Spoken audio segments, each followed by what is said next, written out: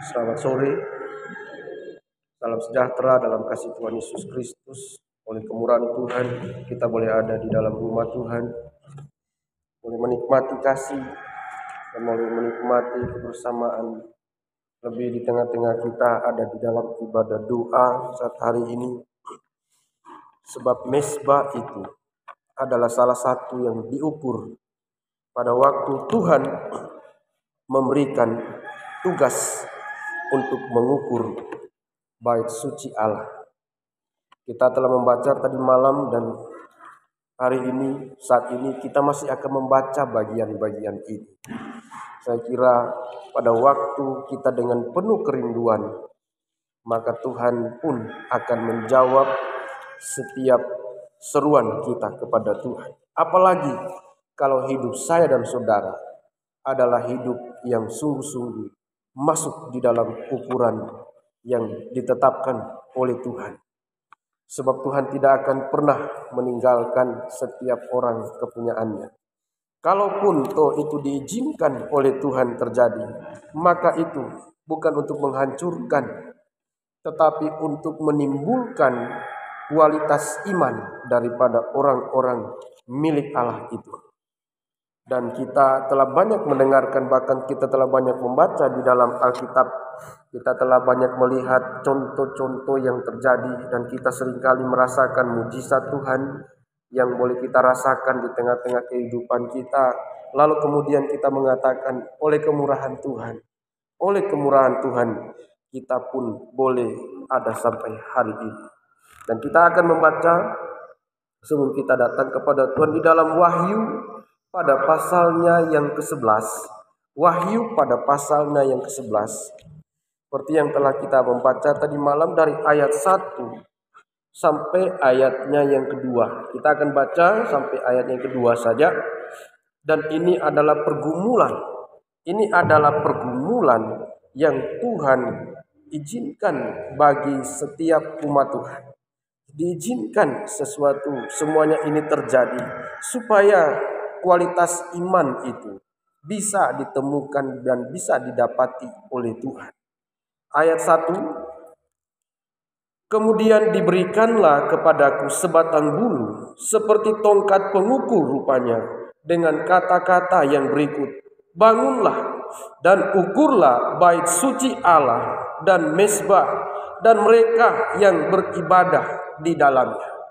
Mereka yang beribadah di dalamnya. Kalau kita melihat di dalam pola tabernakel, bahwa orang yang beribadah di dalam bait suci itu adalah orang-orang yang melewati pintu gerbang, yang harus melewati pelataran, yang harus melewati masuk pada pintu kemah, lalu kemudian dia ada di dalam kemah pertemuan itu.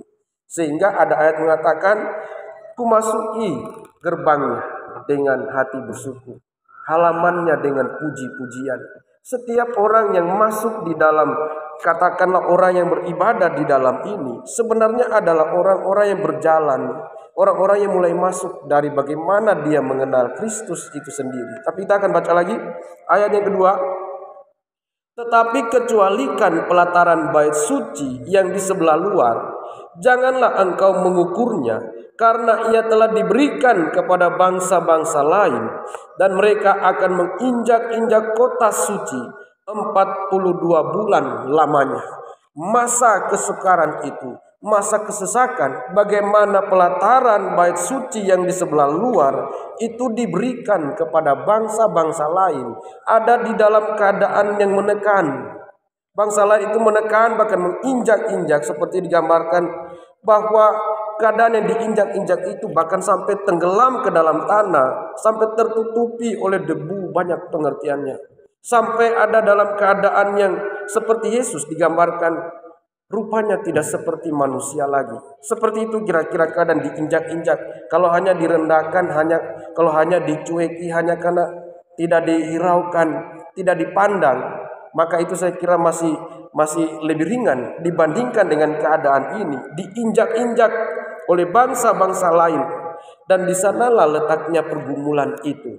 Tetapi untuk bisa masuk ke dalam ukuran Tuhan, masuk di dalam bait suci, masuk di dalam mezbah, dan masuk dikatakan sebagai orang yang beribadah di dalamnya. Untuk masuk dalam ukuran ini, maka dibutuhkan perjuangan, dibutuhkan yang namanya kekuatan iman. Dan tentunya semuanya itu bukan oleh karena kekuatan saya dan saudara. Semua itu terjadi oleh karena kemurahan Tuhan, bukan oleh kuat dan gagahku, tetapi oleh firman Allah, tetapi oleh karena pekerjaan-pekerjaan Tuhan. Sehingga bukan dengan kuat dan gagah kita, hanya dengan kemurahan Tuhan. Kalau hari ini kita boleh ada di dalam rumah Tuhan, maka saya kira kita mengakui kemurahan Tuhan ini.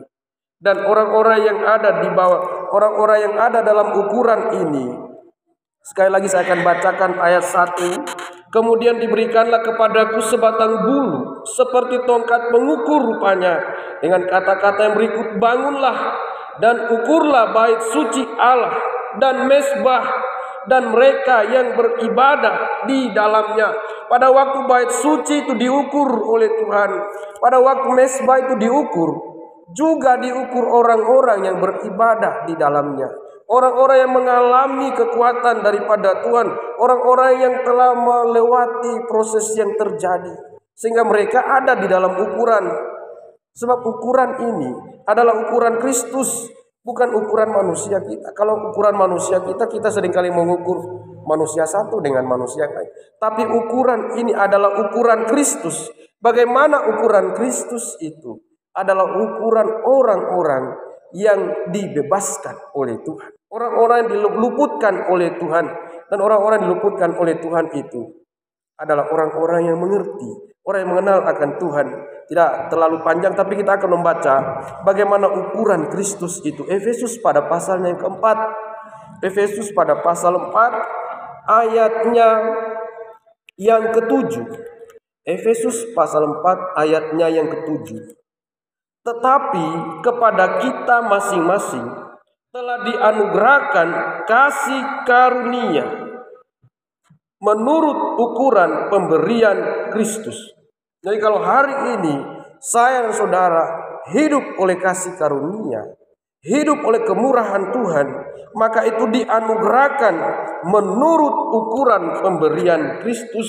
Ayat 8, itulah sebabnya kata Nas, tak kala ia naik ke tempat tinggi, ia membawa tawanan-tawanan, ia memberikan pemberian-pemberian kepada manusia.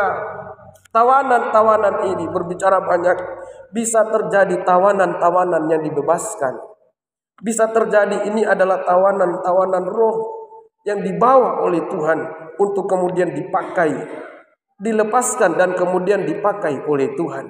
Sehingga orang-orang yang ada dalam ukuran Kristus adalah orang-orang sebenarnya yang sudah disiapkan oleh Tuhan. Atau bukan hanya orang yang mengenal Kristus, tetapi orang yang kepadanya Kristus mempercayakan diri.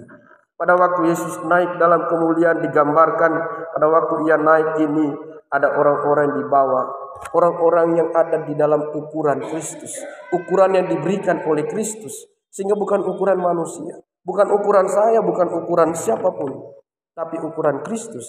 Sehingga masuk pada waktu bait suci itu nanti akan diukur, dan mezbah itu juga diukur, termasuk orang-orang yang beribadah di dalamnya.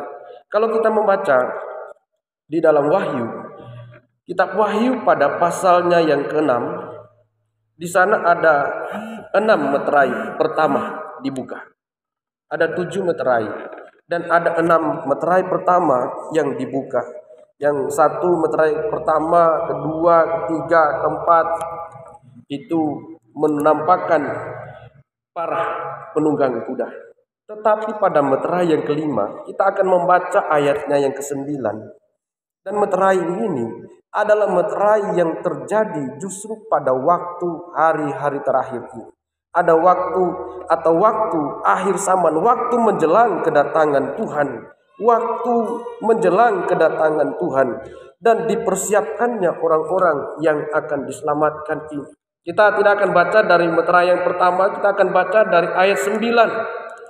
Dan ketika anak domba itu membuka meterai yang ke-5, sebelum kita lanjutkan, hanya anak domba yang bisa membuka meterai ini.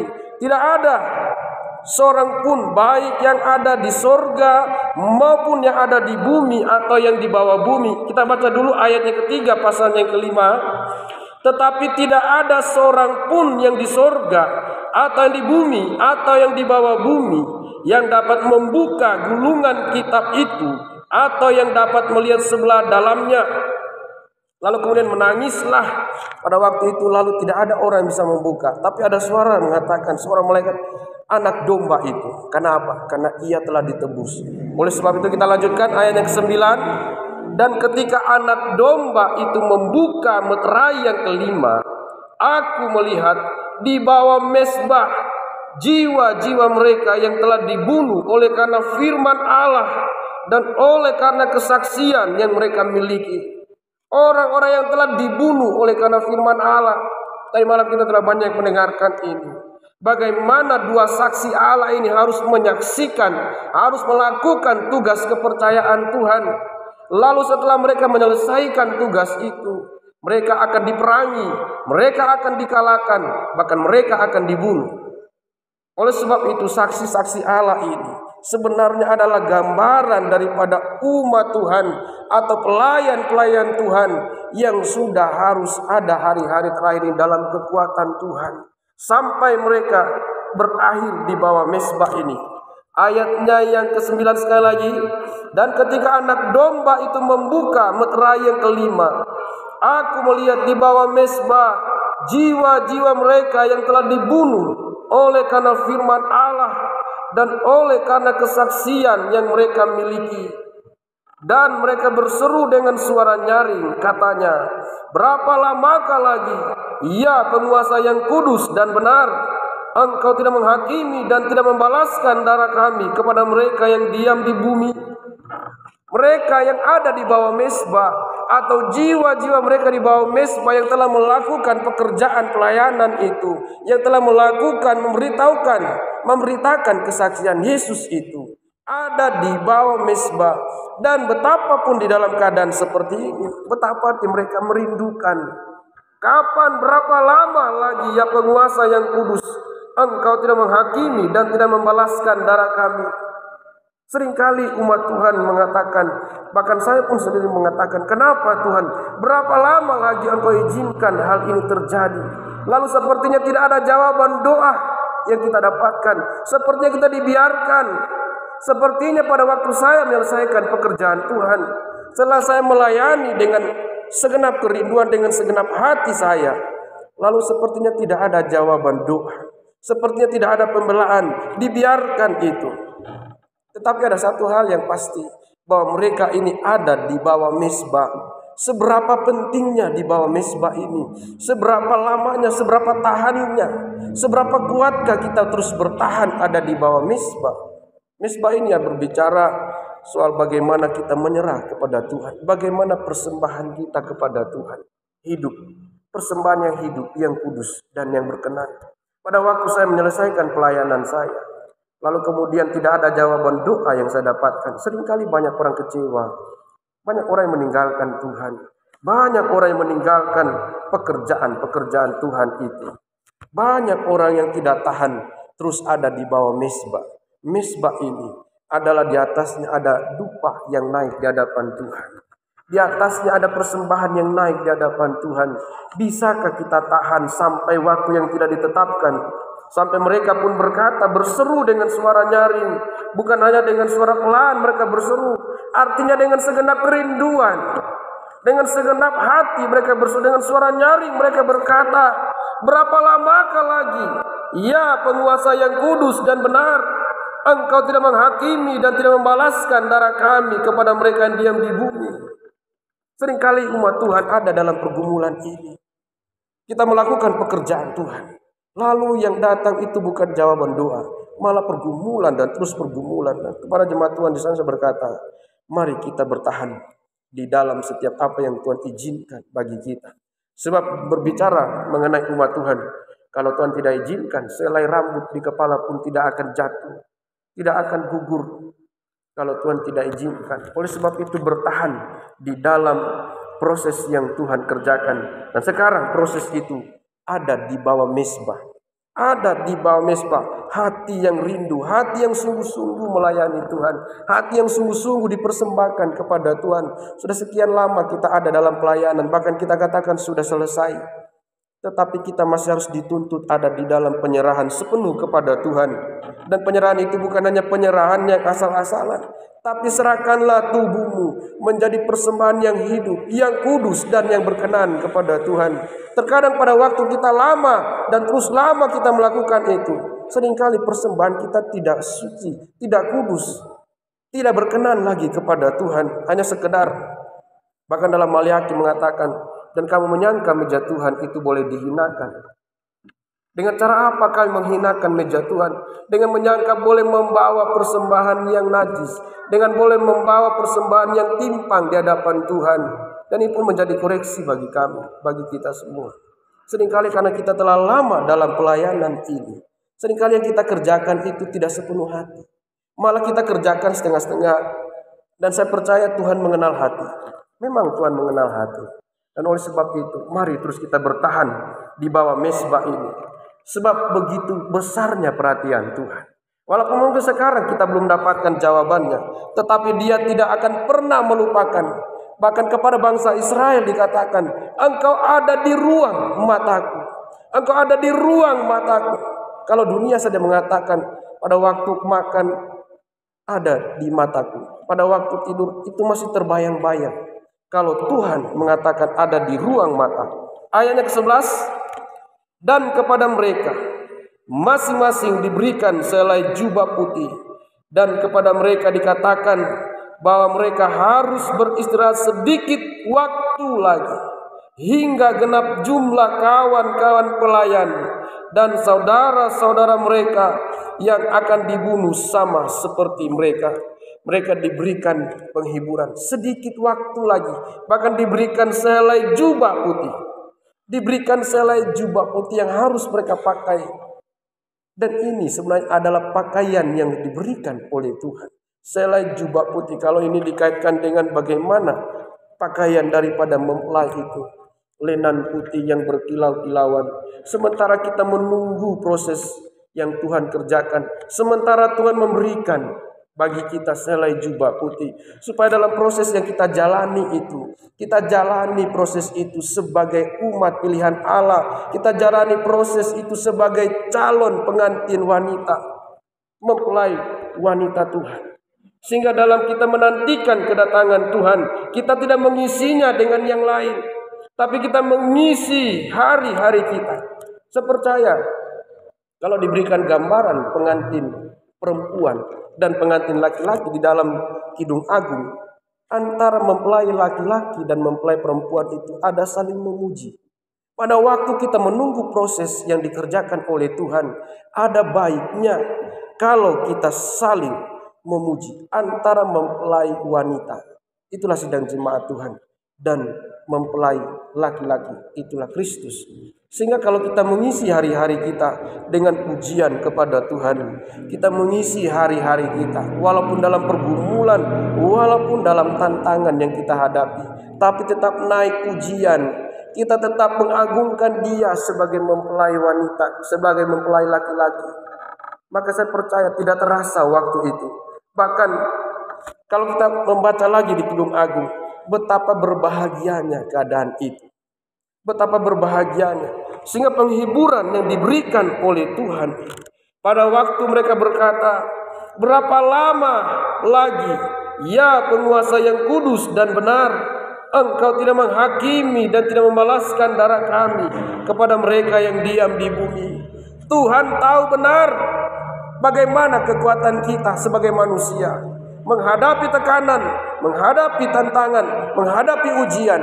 Sementara kita telah melakukan pekerjaan itu, sehingga dikaruniakanlah sehelai jubah putih. Kalau ini dibaca, kalau ini dikaitkan dengan pakaian mempelai, artinya kita sementara diarahkan oleh Tuhan. Jangan pernah bosan, tapi mari kita dengan segenap kerinduan hati kita untuk memuji Tuhan, Dia sebagai mempelai laki-laki surga itu. Sehingga tidak akan terasa pergumulan itu lewat, tidak akan terasa pergumulan itu. Walaupun seringkali itu meninggalkan bekas, walaupun itu seringkali Ya, walaupun hanya mengatakannya saja gampang, tetapi menjalaninya ini adalah proses yang membutuhkan kekuatan yang besar, dan kekuatan manusia kita tidak akan mampu. Tetapi kekuatan Tuhan itu yang memampukan kita.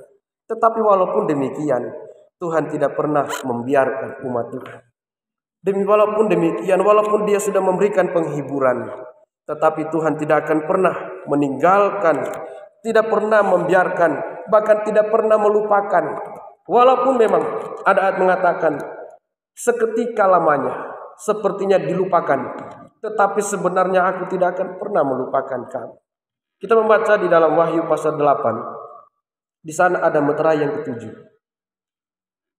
Pada meterai yang ketujuh ini, inilah perhatian Tuhan yang besar. Inilah perhatian Tuhan yang sangat besar bagi setiap apa yang dikerjakan oleh orang-orang kudus itu.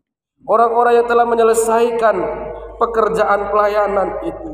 Orang-orang yang telah dibunuh oleh karena firman Allah, oleh karena kesaksian yang mereka miliki. Orang-orang yang telah meninggalkan segala sesuatu lalu mengikut Dia. Orang-orang yang telah melupakan lalu datang kepada Tuhan. Orang-orang yang telah membiarkan hidupnya, lalu kemudian seperti Yesus pernah menggambarkan, seperti seorang prajurit yang tidak akan pernah mempersoalkan soal penghidupannya, tapi dia akan berusaha berkenan kepada komandan. Dan Petrus pernah bertanya kepada Yesus, Tuhan, Guru, apa yang akan saya peroleh? Apa yang akan kami peroleh setelah kami meninggalkan rumah kami, meninggalkan pekerjaan kami, meninggalkan segala sesuatunya, lalu kami mengikut Engkau? Dan Yesus berkata, pada waktu kedatanganku, pada waktu hari Tuhan itu dinyatakan, maka di sana baru ada balasan itu. Dan Tuhan memberikan perhatian yang besar di dalam meterai yang ketujuh ini. Ada 7 meterai, dan ini hanya bisa dibuka, sekali lagi hanya bisa dibuka oleh anak domba itu. Ayatnya yang ke-1, meterai yang ke-7, Wahyu pasalnya ke-8, ayatnya yang ke-1. Dan ketika anak domba itu membuka meterai yang ke-7, maka sunyi senyaplah di sorga, kira-kira setengah jam lamanya. Lalu aku melihat ke-7 malaikat yang berdiri di hadapan Allah, dan kepada mereka diberikan 7 sangkakala. Pada waktu meterai yang ke-7 itu dibuka, sunyi senyaplah di sorga. Keadaan sorga itu digambarkan dengan berlaksa-laksa malaikat yang memuji Tuhan, beribu-ribu, bahkan berlaksa-laksa malaikat memuji Tuhan. Bahkan ada 4 makhluk, ada 24 tua-tua yang siang malam mereka memuji Tuhan di dalam kerajaan surga. Tetapi pada waktu meterai yang ke-7 ini dibuka, ayat ini, pada waktu membaca, Tuhan, betapa besarnya perhatian-Mu bagi kami. Betapa besarnya perhatian Tuhan bagi orang-orang kudus ini. Betapa besarnya perhatian Tuhan bagi orang yang mau melakukan pekerjaan pelayanan dan yang bertahan terus di bawah mezbah, dan dia tidak pernah meninggalkan mezbah itu. Apapun pergumulan kita, tetaplah kita ada di bawah mezbah. Apapun pergumulan saya dan saudara, mari kita bawa semua pergumulan itu ada di bawah mezbah. Kita baca lagi Wahyu pasal 8 ayat 1. Dan ketika anak domba itu membuka meterai yang ke-7, maka sunyi senyaplah di sorga, kira-kira setengah jam lamanya. Lalu aku melihat ke-7 malaikat yang berdiri di hadapan Allah, dan kepada mereka diberikan 7 sangkakala. Pada waktu Allah duduk, Allah berdiri, Allah ada di dalam kerajaannya, ada 7 malaikat yang berdiri di hadapannya, dan kepada mereka diberikan 7 sangkakala. Diberikan 7 sangkakala kepada malaikat-malaikat ini. Untuk apa? Untuk menantikan ayat yang ketiga. Maka datanglah seorang malaikat lain, dan ia pergi berdiri dekat mezbah dengan sebuah pedupaan emas, dan kepadanya diberikan banyak kemenyan untuk dipersembahkannya bersama-sama dengan doa semua orang kudus di atas mezbah emas di hadapan tahta itu. Hari ini mungkin boleh doa kita tidak dijawab oleh Tuhan. Atau mungkin kalau kita sudah mendapatkan jawaban doa kita ini, sedikit-sedikit kita mendapatkan jawaban doa. Tetapi mungkin ada orang yang tidak mendapatkan jawaban doa ini. Pada waktu meterai yang ketujuh ini dibuka, sunyi senyaplah di surga. Malaikat-malaikat itu menghentikan pujiannya kepada Tuhan. Orang-orang atau malaikat-malaikat, bahkan makhluk yang ada di sana, menghentikan apa yang mereka kerjakan, apa yang mereka lakukan untuk memuji Tuhan. Hanya untuk apa? Untuk mendengarkan, untuk menikmati, untuk bisa mendengarkan setiap doa-doa orang kudus. Untuk mendengarkan doa-doa orang kudus. Ayat 3. Maka datanglah seorang malaikat lain, dan ia pergi berdiri dekat mezbah dengan sebuah pedupaan emas, dan kepadanya diberikan banyak kemenyan untuk dipersembahkannya bersama-sama dengan doa semua orang kudus di atas mezbah itu, di hadapan tahta itu. Ada waktu doa-doa orang kudus. Mungkin mereka mengatakan, berapa lama lagi ya Tuhan? Berapa lama lagi penguasa yang kudus dan benar Engkau membiarkan, Engkau tidak menghakimi? Mari kita terus bertahan di bawah mezbah ini. Sebab meterai yang ketujuh ini, saya percaya, dan kita pun percaya, kalau kedatangan Tuhan sudah menunjukkan tanda-tanda akan kedatangan Tuhan, maka meterai ini pun akan digenapi secepatnya dalam kehidupan kita. Kita tidak pernah tahu. Oleh sebab itu mari kita terus persiapkan hati kita. Kuatkan hati kita. Kuatkan iman kita. Kuatkan pengharapan kita. Kuatkan kasih kita kepada Tuhan. Dan tetap ada di bawah mezbah. Ada waktunya malaikat itu datang. Dan ia pergi berdiri dekat mezbah dengan sebuah pedupaan emas. Dan dia akan mempersembahkan kemenyan itu bersama-sama dengan doa semua orang kudus di atas mezbah emas di hadapan tahta itu. Sehingga benar-benar doa orang kudus itu naik di hadapan Tuhan. Doa orang-orang kudus, doa orang-orang yang telah dibunuh oleh karena firman Allah, doa orang-orang yang telah melayani pekerjaan Tuhan, doa orang-orang yang sungguh bertahan di bawah mezbah ini akan naik di hadapan tahta itu, akan naik langsung di hadapan Tuhan. Dan kerajaan surga pada waktu itu sunyi senyap, kira-kira setengah jam lamanya, hanya untuk mendengarkan setiap doa saudara, hanya untuk mendengarkan setiap seruan kita, hanya untuk mendengarkan keluhan-keluhan kita, hanya untuk mendengarkan, memberikan waktu, memberikan ruang, supaya kita pun dijawab oleh Tuhan, kita pun didengarkan oleh Tuhan. Supaya doa kita itu benar-benar didengarkan dan tidak ada gangguan pada waktu itu. Mungkin kita memanggil, pada waktu orang memanggil Yesus, pada waktu orang memanggil anak Daud, kasihanilah aku. Itu pun Yesus tahu, itu pun Yesus dengarkan. Lalu Yesus datang kepada dia. Pada waktu dia berseru, anak Daud, kasihanilah aku. Lalu Yesus datang menghampiri dia. Apa yang engkau inginkan aku perbuat bagimu? Lalu Yesus memberikan jawaban. Apalagi pada waktu meterai yang ketujuh ini terjadi sunyi senyap di surga. Maka saya percaya, sekecil apapun suara saudara, sekecil apapun doa itu, pasti akan didengarkan oleh Tuhan.